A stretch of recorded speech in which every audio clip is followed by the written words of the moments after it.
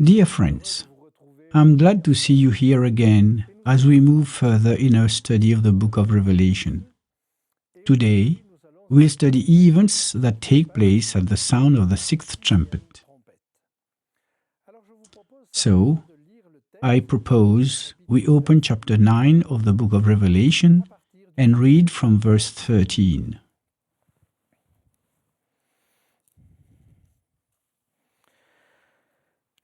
Then the sixth angel sounded, and I heard a voice from the four horns of the golden altar, which is before God, saying to the sixth angel who had the trumpet, "Release the four angels who are bound at the great river Euphrates." So the four angels who had been prepared for the hour and day and month and year were released to kill a third of mankind. Now the number of the army of the horsemen was 200 million. I heard the number of them, and thus I saw the horses in the vision. Those who sat on them had breastplates of fiery red, hyacinth blue, and sulfur yellow. And the heads of the horses were like the heads of lions, and out of their mouth came fire, smoke, and brimstone. By these three plagues, a third of mankind was killed by the fire and the smoke and the brimstone which came out of their mouths, for their power is in their mouth and in their tails, for their tails are like serpents, having heads, and with them they do harm. But the rest of mankind, who were not killed by these plagues, did not repent of the works of their hands, that they should not worship demons and idols of gold, silver, brass, stone, and wood, which can neither see, nor hear, nor walk. And they did not repent of their murders, or their sorceries, or their sexual immorality, or their thefts. The scene which is shown here is neither pleasing nor attractive.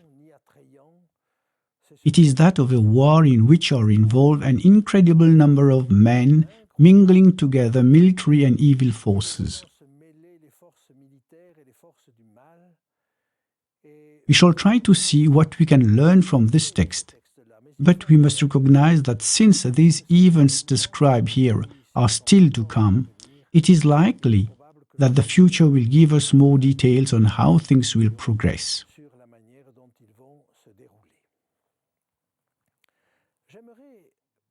I would still like to stress on something before moving further in this study. Have you noted that at the end of this episode, men do not repent?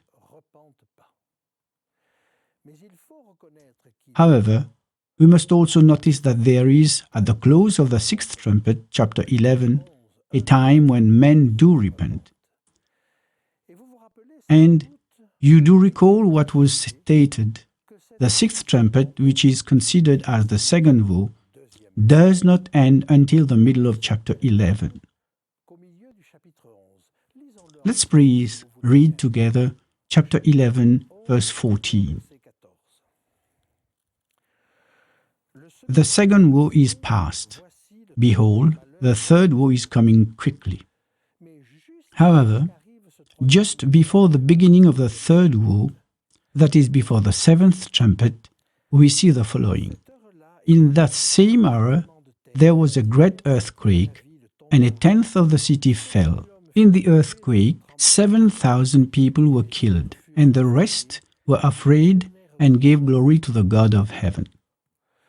This means that if men do not repent here, at the end of the sixth trumpet, at the end of this war, there'll be no more opportunities to do so. Therefore, during this time, we see the episode of the little book open in chapter 10, the episode of the two witnesses in chapter 11. So, at the end of this episode, conversion do still take place. Therefore, the sixth trumpet should be studied along with the episode of the little book which is open and the two witnesses.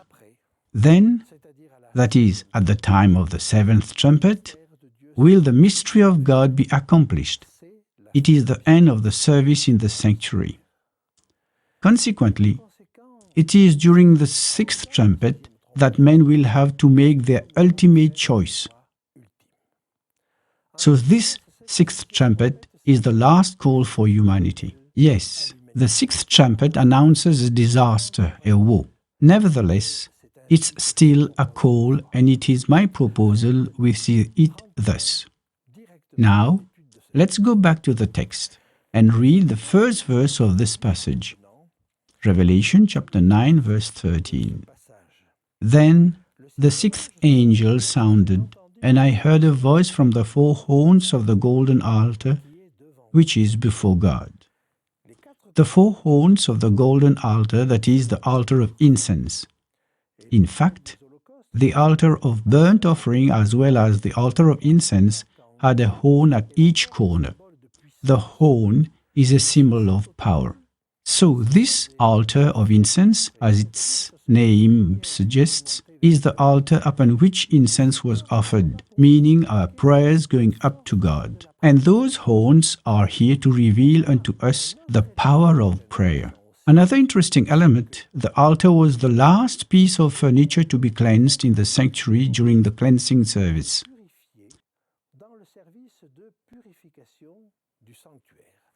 So, I invite you to read with me a text in the book of Leviticus chapter 16. It is about the high priest. Let's read. And when he has made an end of atoning for the holy place, the tabernacle of meeting, and the altar, he shall bring the live goat.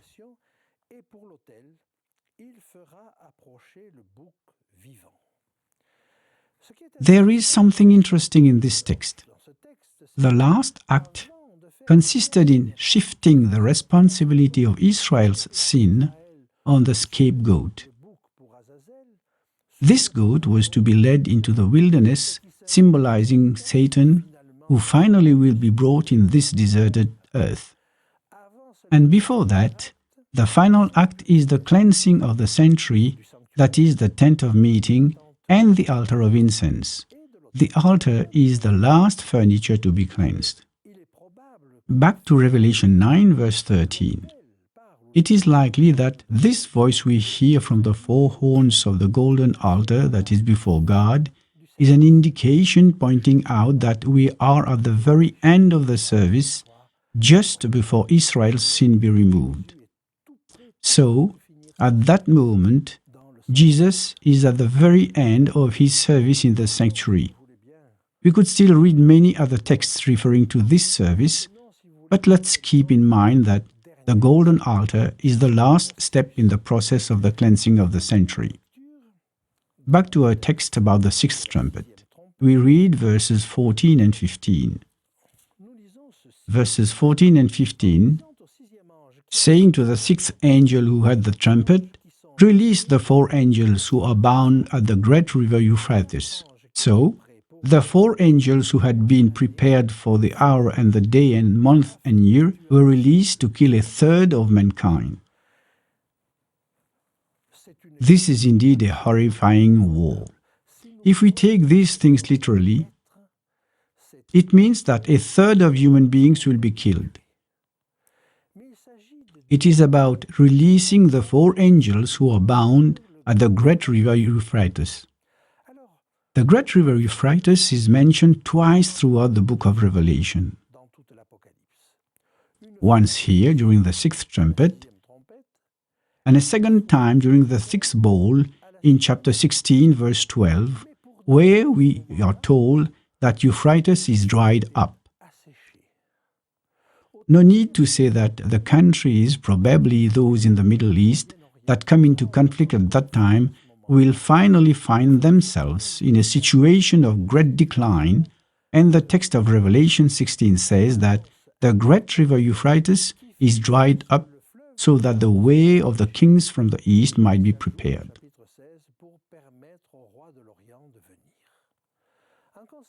Consequently, a war is under preparation which will end with terrible consequences for the protagonists. The second point I would like to emphasize on is that angels are released again. And these angels who are released are extremely aggressive, since their goal is to kill a third of the population. We have already seen, with the fourth seal, that a quarter of the poorest section of the population was going to be affected. But here it is through war that the population will be affected again. Therefore, we realize that gradually, throughout the trumpets, there is a progressive release of evil forces. We saw in chapter 7 God holding the winds so that they would not harm the earth, the sea, and the trees. Then came the first trumpets, when these angels were released. When we reached the fifth trumpet, we witnessed the key being given to the angel of the bottomless pit, that is, to Satan, and again from the bottomless pit came out locusts, that is, as many demons to deceive man. Here again, in verse 14, it is question of releasing the four angels whose aim is to kill a third of the world population.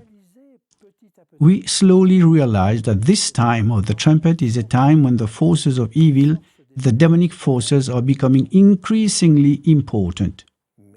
But on the other hand, if the evil forces are expanding, the good forces, the angels, are now aware of those who will inherit salvation.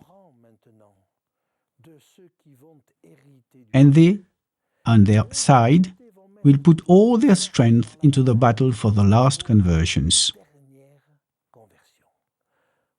Here lies the issue of the trumpets, the latest standpoints for God, and the last onslaughts of evil. I now invite you to keep on reading the text about the great river Euphrates. Revelation 9, verse 15. So the four angels who had been prepared for the hour, the day, and the month and year. The great river Euphrates can be understood in two different ways. Either it is a symbolic element leading to recall what was Nebuchadnezzar's empire, and we could thus see in these designated countries, those countries under the rule of Nebuchadnezzar,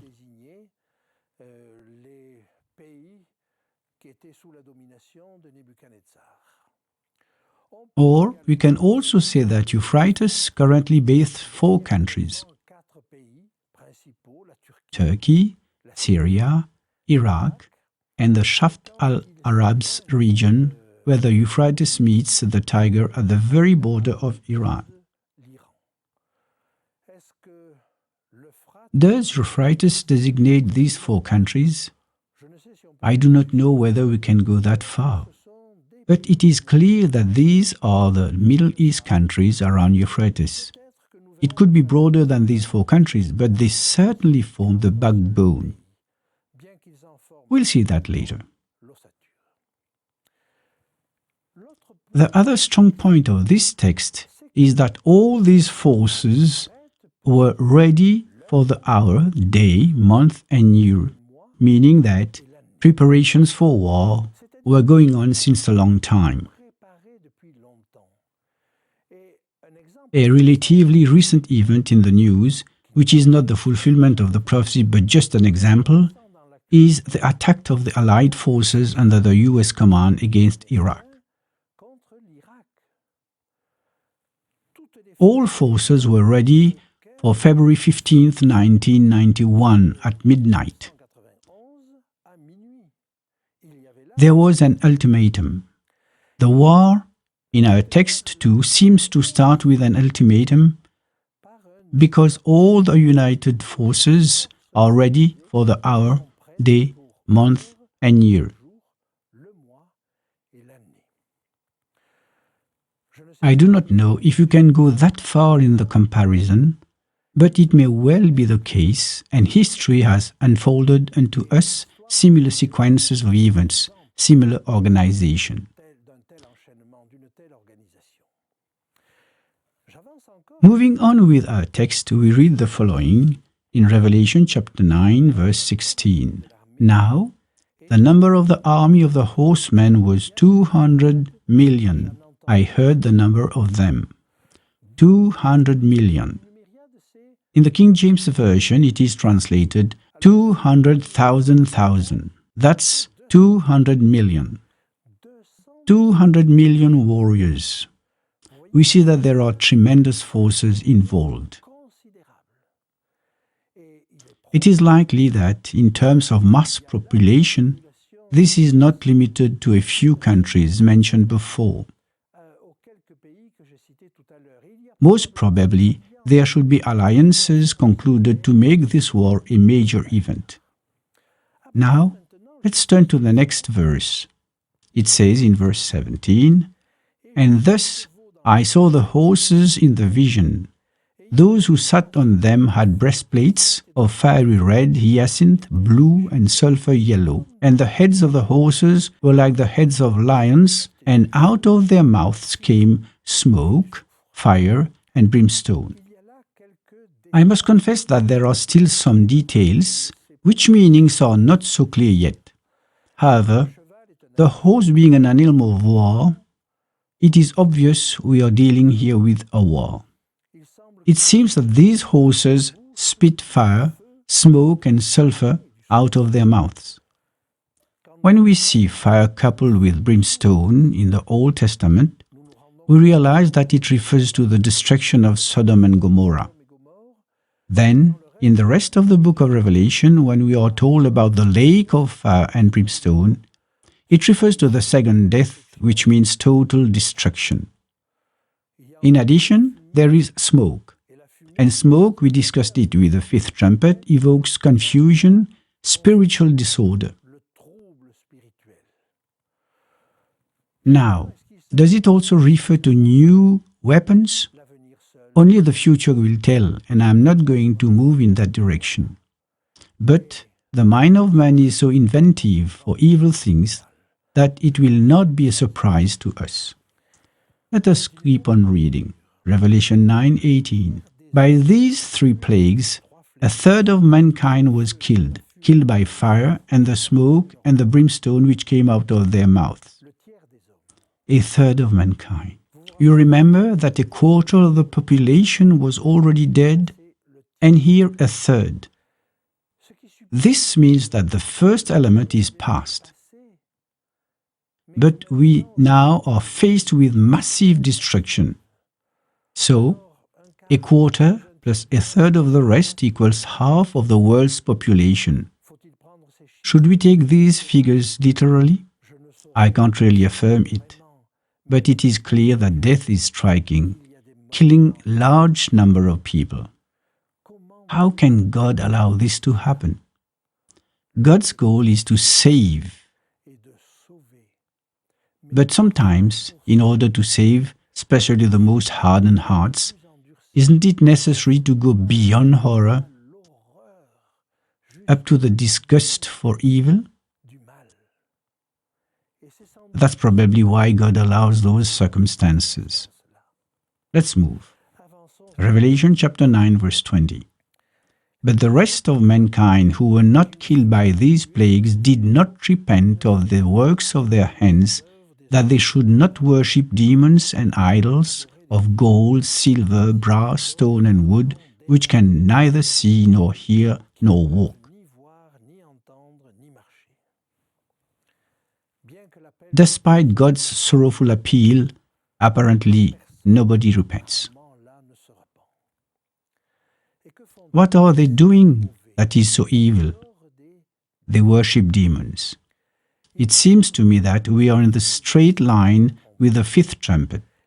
Demons, evil angels, fallen angels, whatever name we can name them, they have taken dramatic importance. Every day we see them progressing. But here, they occupy the minds of almost everyone. They are worshipped. Whether it be directly or indirectly, they are indeed worshipped. Men do also worship stones and wood, that is, statues and likeness of these things.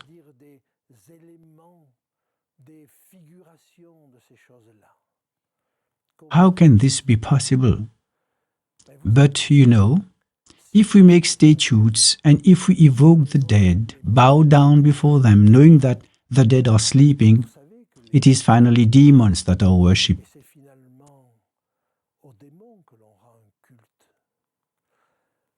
We will see more in chapter 13, where the subject is better developed. Now that the world is in an apparent worship, that is, as the Apostle Paul puts it, having a form of godliness but denying its power, 2 Timothy chapter 3 verse 5, the world does not obey its master but disobeys him and engages itself in a false worship that leads to disaster. This is what is happening right now. Revelation chapter 9 verse 21, and they did not repent of their murders or their sorceries or their sexual immorality or their thefts. It is not just a simple theological error, worshipping things that should not be worshipped. There are murders, robberies, rapes, enchantments. The Greek words used for sorceries is pharmakia. Pharmakia represented all the drugs used for witchcraft. In fact, what we are told here is that there is sorcery, and all these pharmacopoeia may have other impacts and also other meanings. So, how to be preserved from this? How to see things clearly? The answer is always the same. Our help is in God and His Word. If we do not follow His Word, we will be swept away, carried by all winds of doctrines, as the Apostle Paul says. The only thing that can make us stand firm is the Word and prayer. And for this reason, let's gather together in groups, because if we stay close to people who are close to us by faith, we get much more strength to resist. May God help us get prepared for these difficult times.